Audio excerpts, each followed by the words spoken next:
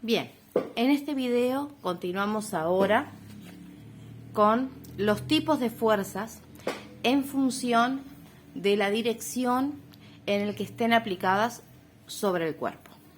Como dijimos anteriormente, las fuerzas que actúan sobre un cuerpo, las cuales determinarán el tipo de movimiento que el cuerpo tenga o la deformación que el cuerpo sufra, no andan solas por ahí. ¿Por qué? Porque al mismo tiempo los cuerpos no están interactuando con un único cuerpo, sino con varios cuerpos al mismo tiempo. Por lo tanto, sobre un mismo cuerpo, al mismo tiempo, están actuando distintos tipos de fuerzas y cada una de ellas en distintas direcciones, en la misma dirección o en diferentes sentidos. Esto dependerá de la forma en la que un cuerpo interacciona con el otro. En base a esto podemos encontrar dos tipos de fuerzas, las fuerzas colineales y las fuerzas concurrentes. Cuando hablamos de fuerzas colineales, estamos hablando de aquellas interacciones que se producen en la misma dirección, es decir, en la misma recta, en la misma orientación espacial, ambas horizontales, ambas verticales, o en la misma inclinación con respecto a la horizontal o con respecto a la vertical. Por ejemplo, sobre este cuerpo actuaron un par de fuerzas, las cuales ambas fueron verticales hacia abajo. O por ejemplo, en este cuerpo tengo una fuerza que actuó de forma horizontal hacia la derecha y otra que actuó de forma horizontal pero hacia la izquierda. En ambos casos tenemos dos fuerzas que actuaron sobre la misma recta, es decir, que tienen la misma dirección en el espacio. Acá tengo dos fuerzas que son verticales y acá tengo dos fuerzas que son horizontales.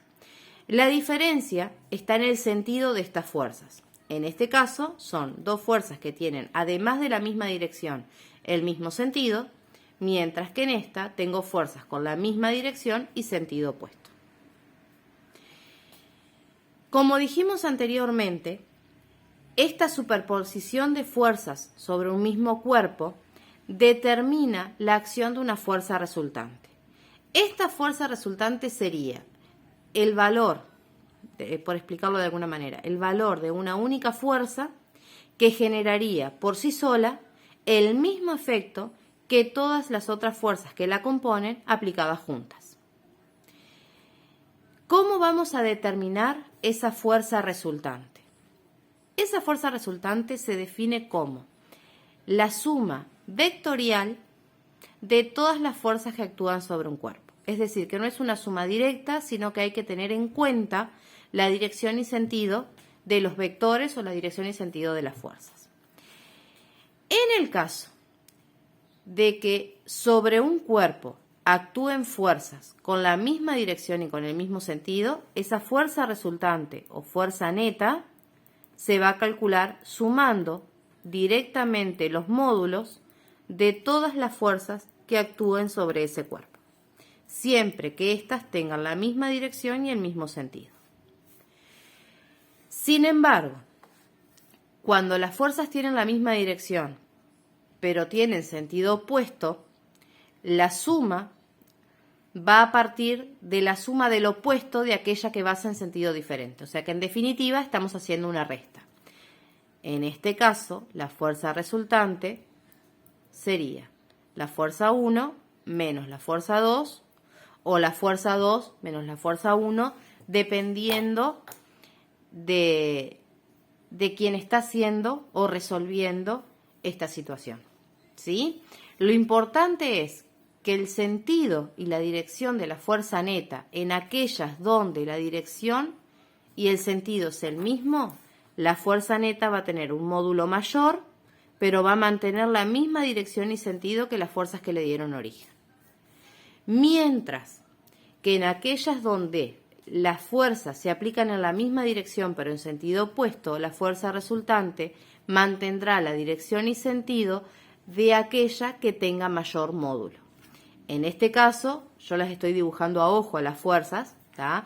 Pero a simple vista, la fuerza 1, al tener un vector representado mayor que el de la fuerza 2, es de suponer que la fuerza 1 tiene mayor módulo que la fuerza 2. Por lo tanto, la fuerza neta, que se obtiene de la resta de ambos vectores, va a tener un módulo menor, pero va a mantener la dirección de aquel vector que sea mayor.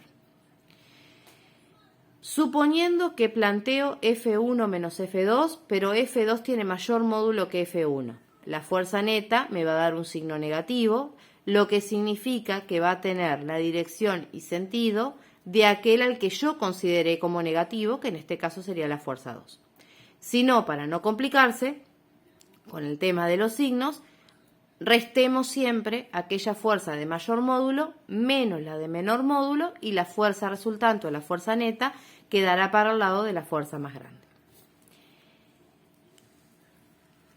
Cuando las fuerzas no se aplican a la misma dirección, es decir, que no están en el mismo eje o en la misma recta, se denominan fuerzas concurrentes.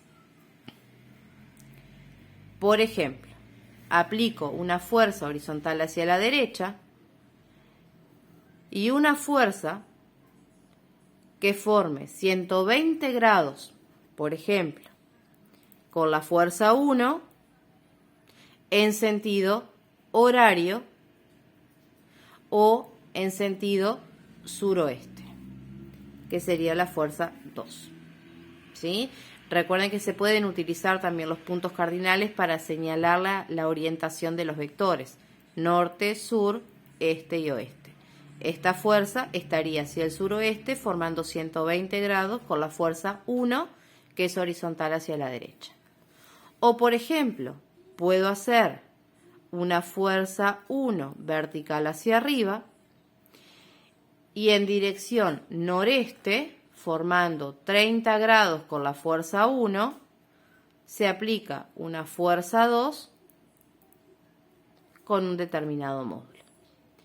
En este caso, como las fuerzas no tienen la misma dirección, no puedo ni sumar ni restar, sino que tengo que aplicar teoremas, ya sea el teorema de Pitágoras, el teorema del coseno, o un método gráfico como puede ser el método del paralelogramo o el método del polígono para resolver la situación trabajando a escala, lo cual haremos en el siguiente video.